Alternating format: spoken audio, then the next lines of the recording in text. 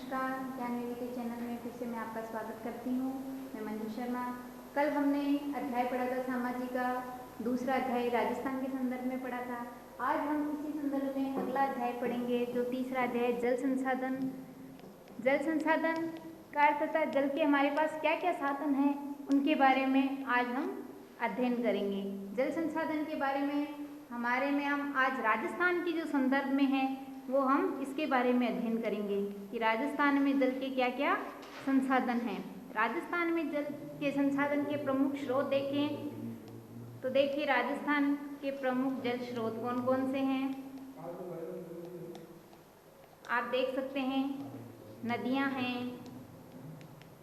झीलें हैं, कुएं हैं, बावड़ियां हैं।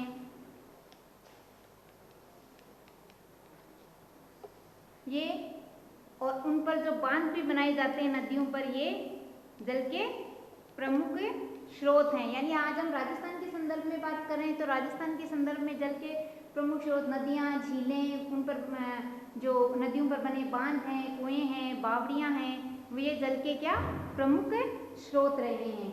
अब हम करेंगे इसके अपवाह तंत्र की बात। अपवाह तंत्र क्या होता है? अपवाह तंत्र क्या होता है? अपवाह तंत्र वो होता है जो मुख्य नदी और उसकी सहायक नदियों के द्वारा निर्मित जो जल है उसकी विशेष व्यवस्था को क्या कहा जाता है? अपवाह तंत्र कहा जाता है। तो इस अपवाह तंत्र में भी हम राजस्थान के संदर्भ में भी पढ़ेंगे कि राजस्थान के संदर्भ में क्या है ये अपवाह तंत्र। राजस्थान के अपवाह तंत्र को हम 3 भागों में बांट सकते हैं।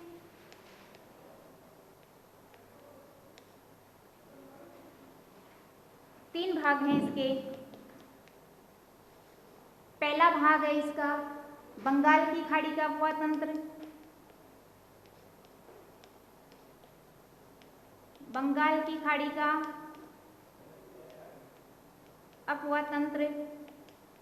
दूसरा है इसका अरब सागर का अपवाह तंत्र।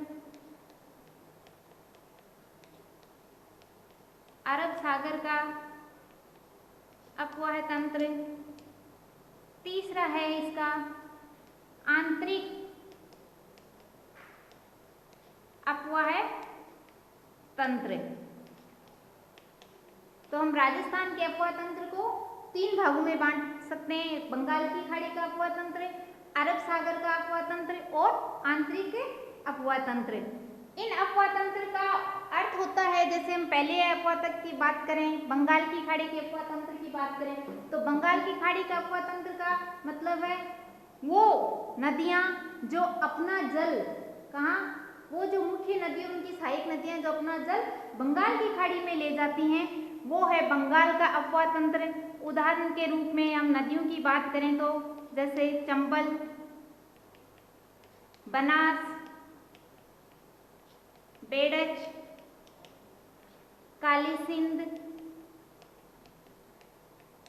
ये नदियां अपना जल बंगाल की खाड़ी में ले जाती हैं, तो इसलिए इसको क्या कहा जाता है? बंगाल की खाड़ी का अपवाह तंत्र। दूसरा हमने देखा अरब सागर का अपवाह तंत्र।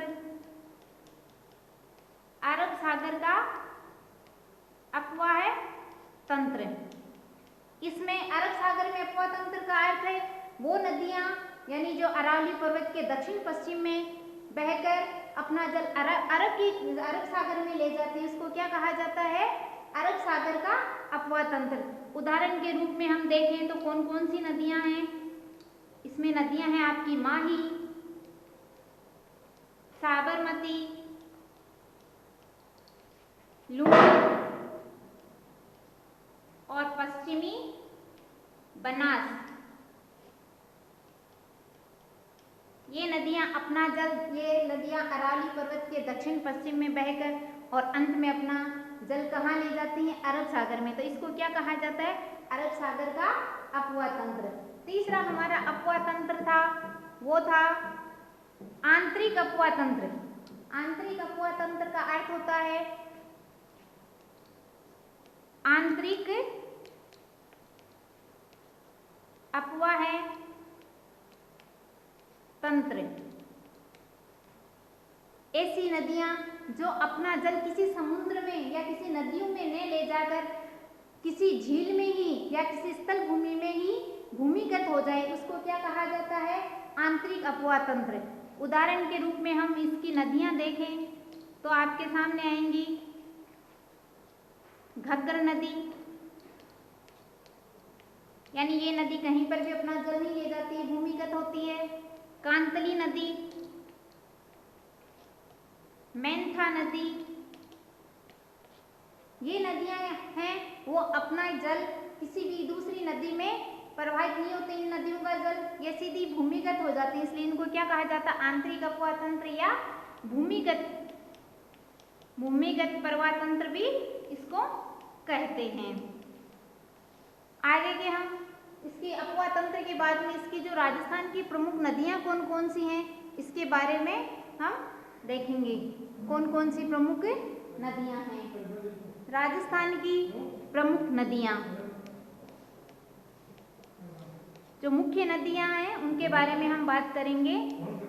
राजस्थान की प्रमुख नदियां, नदियों की बात करें तो सबसे पहले नदी का नाम आता है चंबल नदी। कौन सी नदी? चंबल नदी। चंबल नदी, चंबल नदी की बात करें तो सबसे पहले इसका उद्गम कहाँ से होता है? उद्गम स्थल ये मध्य प्रदेश के विंध्याचल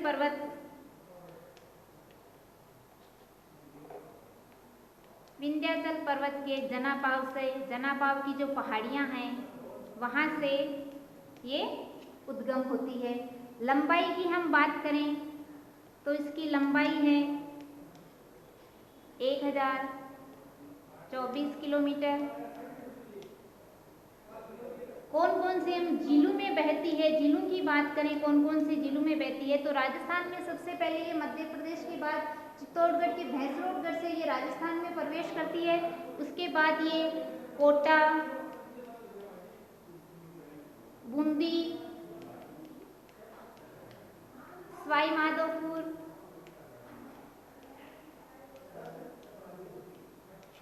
करौली व धौलपुर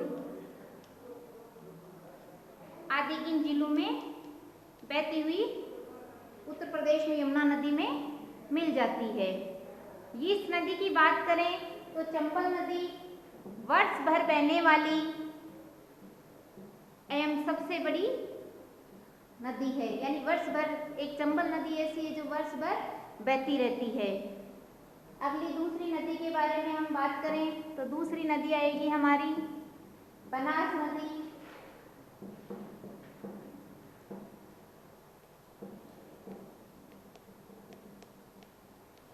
बनास नदी की हम बात करें तो इसका सबसे पहले उद्गम स्थल कहाँ से निकलती है? बनास नदी राजसमंद के खमनोर की जो पहाड़ियां हैं वहां से निकलती है, खमनोर की पहाड़ियों से निकलती है। इसकी हम लंबाई की बात करें तो लंबाई देखो कहीं पर आपकी बुक की बात करें तो 480 किलोमीटर दे रखी है और कहीं पर इसकी 512 किलोमीटर भी इसकी लंबाई दे रखी है। ये राजस्थान के कौन कौन से जिलों में बहती है? राजस्थान के हम जिलों की बात करें तो कौन कौन से जिलों में बहती है? ये राजसमंद, जहाँ से ये निकलती है, राजसमंद, चित्तौड़गढ़, भीलवाड़ा, इन जिलों में ये बहती है। आगे हम बात करें इसकी तो ये वर्ष भर, हमने चंबल नदी के बारे में बात की, ये वर्ष भर बहने वाली सबसे लंबी नदी है। और बनास नदी के बारे में ये कहा जाता है कि ये पूर्णतः राजस्थान में बहने वाली, पूर्णतः राजस्थान में बहने वाली सबसे लंबी नदी है, सबसे लंबी नदी है। यानी हम चंबल नदी की बात करें तो चंबल नदी वर्ष भर बहने वाली है, जबकि पूर्णतः सिर्फ राजस्थान में ही बहने वाली नदी है वो सबसे लंबी नदी की बात करें तो सिर्फ राजस्थान की, तो ये बनास नदी है। बनास नदी की एक विशेषता ये भी है कि बनास, बेड़च और मेनाल का एक संगम बनता है त्रिवेणी, जिसको क्या कहा जाता है, त्रिवेणी कहा जाता है। और ये कहाँ पर है, भीलवाड़ा के पास है। त्रिवेणी, जिसको त्रिवेणी संगम कहा जाता है, वो है बनास, बेड़च और मेनाल। इन तीन नदियों का जो संगम है इसको कहा जाता है त्रिवेणी संगम। ये संगम बनता है बिगोद, जो भीलवाड़ा जिले में है, जो भीलवाड़ा जिले में है। ये इस स्थान पर इसका एक संगम बनता है जिसको कहा जाता है त्रिवेणी संगम, जो बिगोद भीलवाड़ा में स्थित है। और हमारे जिलों की बात करें तो टोंक और सवाई माधोपुर जिले इसी बनास नदी के किनारे भी स्थित हैं। टोंक और सवाई माधोपुर जिले, इसकी बात करें तो हमने विस्तार से बात की इस बनास नदी के बारे में। इसका उद्गम स्थल है राजसमंद के खमनोर की पहाड़ियों से। इसकी लंबाई है 480, आपकी बुक में मिलेगी, कहीं पर आपके 512 किलोमीटर भी बताई गई है। ये राजस्थान की बात करें तो राजसमंद, चित्तौड़गढ़, सवाई माधोपुर, टोंक इन जिलों में बहती है। बनास, बेड़च और मेनाल इन नदियों का एक त्रिवेणी संगम बनता है, वो है इसका जो बिगोद भीलवाड़ा के पास है। सहायक नदियों की बात करें हम, कौन कौन सी इसकी सहायक नदियां हैं बनास की, सहायक नदियों की हम बात करते हैं तो सहायक नदियां हैं इसकी कोठारी, गंभीरी, खारी और मोरेल, ये इसकी सहायक नदियां हैं। अगली हम नदी पढ़ेंगे जो है आपकी लूणी नदी। अगली नदी के बारे में आपका है लूणी नदी। तीसरी नदी है आपकी लूणी नदी। इसका उद्गम स्थल देखें,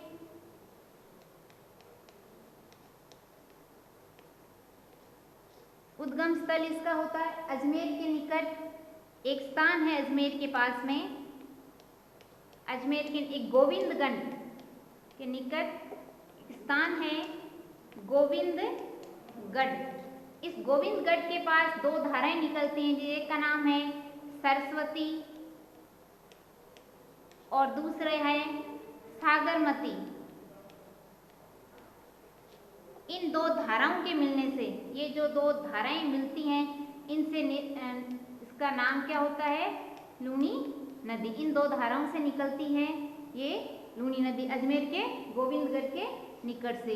इसकी हम लंबाई की बात करें तो इसकी लंबाई है 495 किलोमीटर। इसकी हम सहायक नदी की बात करें, सहायक नदियां कौन कौन सी हैं, तो सहायक नदियां की बात करें तो इसकी जितने भी राजस्थानी हम नाम बोल सकते हैं कि राजस्थानी नाम है वो इसकी क्या है, सहायक नदियां हैं। जैसे हम बात कर सकते हैं जोजरी,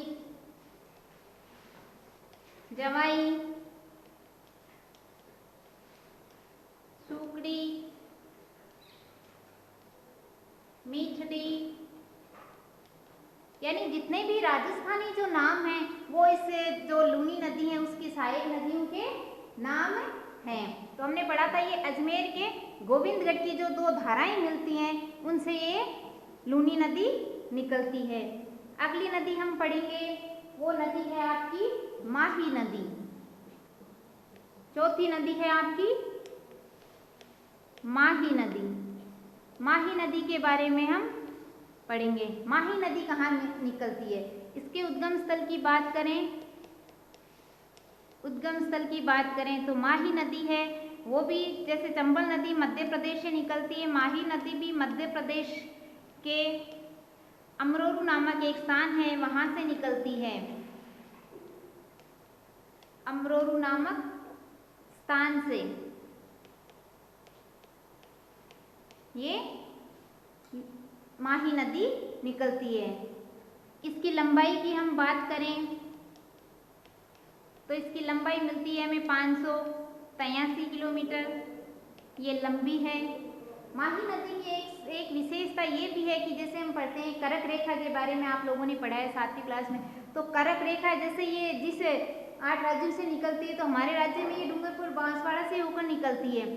तो माही नदी इस कर्क रेखा को 2 बार काटती है। एक बार तो जब इसका उद्गम स्थल होता है, जब ये आती है, और वापस जब ये जाती है, मध्य प्रदेश में ही क्या है ये जाती है, तो इसका मतलब ये कर्क रेखा को उल्टा यू आकार बनाती है। ये कर्क रेखा को 2 बार काटती है, उल्टा यू बनाती है, और अंत में कहाँ पर मिलती है ये खंबात की खाड़ी में मिलती है, क्योंकि ये माही नदी सीधे मध्य प्रदेश से निकलती है। तो मध्य प्रदेश से निकलने के बाद सीधे ये अपने राजस्थान में बहती हुई वापस कहाँ जाती है, मध्य प्रदेश में जाती है। तो यहाँ जो कर्क रेखा हमारे डूंगरपुर बांसवाड़ा जिले से निकलती है, उसको ये 2 बार काटती है, उल्टा यू आकार का बनाती है। तो ये जिलों की हम बात करें तो कौन कौन से जिले इसमें हैं, जिले हैं, एक आपका डूंगरपुर जिला, और दूसरा है आपका बांसवाड़ा जिला। डूंगरपुर और ये बांसवाड़ा जिले में बहती हैं। माही नदी की बात करें तो माही नदी में बांसवाड़ा जिले में एक इसके ऊपर माही बजाज सागर बांध भी बनाया गया है। माही बजाज सागर बांसवाड़ा जिले में, डूंगरपुर बांसवाड़ा 2 जिलों में बहती है। तो बांसवाड़ा जिले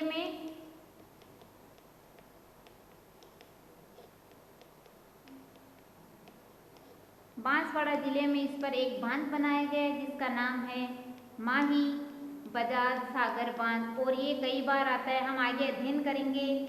इनमें आप जो परियोजनाएं पढ़ेंगे, चंबल परियोजना, माही परियोजना, इनके बारे में हम विस्तार से उस समय बात करेंगे, ये माही बजाज सागर बांध के बारे में। तो ये बांसवाड़ा जिले में माही बजाज सागर बांध ये बनाया गया है। अब हम इसकी सहायक नदियों की बात करें। सहायक नदियां कौन कौन सी सहायक नदियां हैं?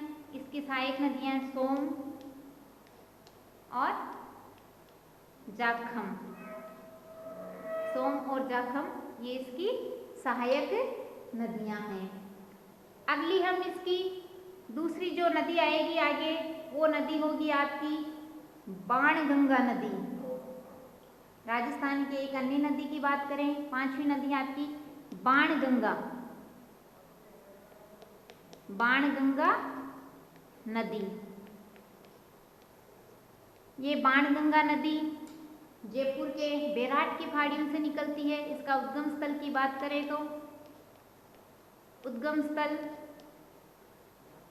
ये है जयपुर के निकट है, एक बैराट की जो पहाड़ियां हैं, जयपुर के निकट जो बैराट की पहाड़ियां हैं वहां से निकलती है ये बैराट की पहाड़ियों से निकलती है। इसकी विशेषता ये है, पहले हम इसकी लंबाई की बात करें तो इसकी लंबाई है 380 किलोमीटर। इसकी सबसे बड़ी विशेषता है कि ये भरतपुर में केवलादेव घाना पक्षी अभ्यारण्य में ये भूमिगत होती है, और वहां पर क्या करती है, नम भूमि का निर्माण करती है। ये इसकी सबसे बड़ी विशेषता है कि ये भरतपुर जिले में जो घाना पक्षी अभ्यारण्य है, केवलादेव घाना पक्षी अभ्यारण्य, वहां पर ये क्या होती है, भूमिगत होती है।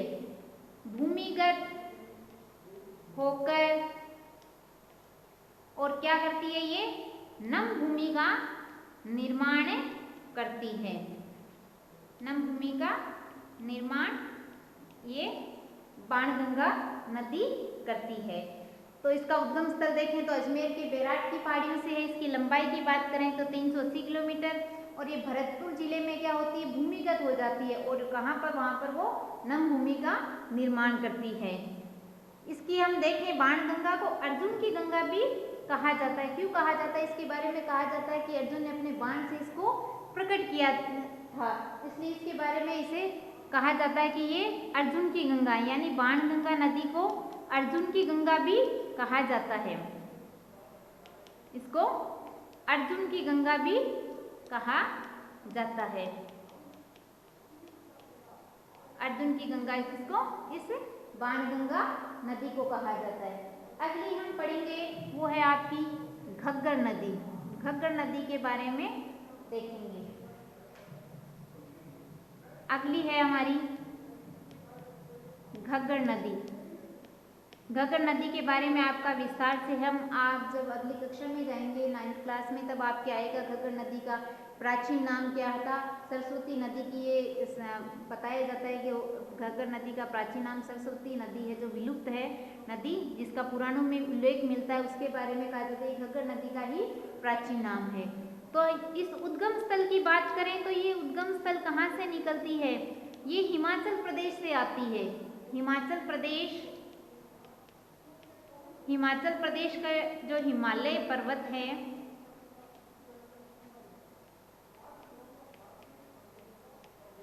हिमालय पर्वत, उसमें एक मैंने बताया था जब हमने ये जो भारत के भौतिक प्रदेश पढ़े तो 3 समांतर हिमालय पर्वत है, जो 3 समांतर श्रेणियों में बनता है, हिमाचल, हिमालय और बृहत हिमालय। इसमें एक नाम आया था शिवालिक। उस शिवालिक की पहाड़ियों से इस घग्गर नदी का क्या है? उद्गम स्थल है। तो शिवालिक की जो पहाड़ियां हैं वहां से इसका क्या है? उद्गम स्थल बताया जाता है। ये प्राचीन, मैंने बताया प्राचीन सरस्वती नदी की क्या है? ये सहायक नदी कह सकते हैं, या हो सकता है प्राचीन नाम घग्गर नदी का बताया गया कि सरस्वती नदी विलुप्त हो जाती है, लेकिन ये सरस्वती नदी ही क्या है? घग्गर नदी का प्राचीन नाम है। हम इसकी लंबाई की बात करें तो लंबाई इसकी है 320 किलोमीटर इसकी लंबाई मानी जाती है। तो हमने देखा आज राजस्थान के जल संसाधन के बारे में, हमने पहले स्रोत पढ़े राजस्थान के जल संसाधन के कौन कौन से स्रोत हैं। उसके बाद हमने राजस्थान की अपवाह तंत्र, पहले था बंगाल की खाड़ी का अपवाह तंत्र, दूसरा था अरब सागर का अपवाह तंत्र, और तीसरा था आपका जो था आंतरिक अपवाह तंत्र। अपवाह तंत्र के बाद में हम बात कर रहे थे नदियों के बारे में। हमने सबसे पहले चंबल नदी के बारे में पढ़ा कि चंबल नदी का उद्गम स्थल, उसकी लंबाई, उसके बारे में अध्ययन किया। हमने बनास नदी के बारे में अध्ययन किया।